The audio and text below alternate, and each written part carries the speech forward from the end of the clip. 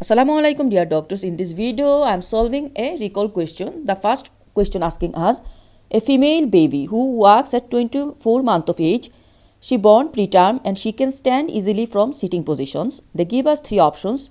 These are diaplegic cerebral palsy, Duchenne muscular dystrophy and developmental dysplasia of hip. Answer is DDH. We know that about DDH is either present at birth or develops over the first 3 months of life as a consequence of the femoral head being partially or fully displaced from the acetabulum. And there are some risk factor present. One is female predominance, 6 in 1 and preterm. Others are family history, breech presentation, spina bifida being firstborn or first child and oligohydramnios. So, the diagnosis here is DDH. And in case of DMD, we know that the child has Gower sign, can't easily stand from sitting position. The next question they're telling us, mother asked about management. They give us 5 options. These are abduction splint, adduction splint, open reduction, acetobuloplasty and closed reduction. And the question is about 4 weeks diagnosed as a unstable hip, referred for orthopedic surgery. So, what is the management? Mother asking. We give the answer abduction splint. Remember, abduction splint is the treatment management of DDH or unstable hip.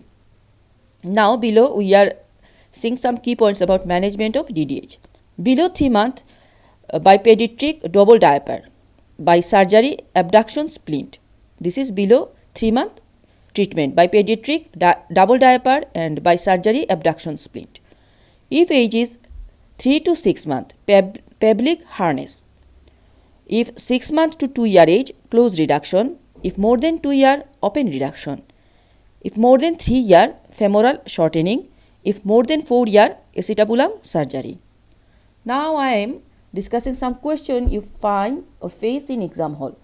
First of all, they can give the case directed diagnosis and then they ask about what is the investigation you do for diagnosis of the DDH.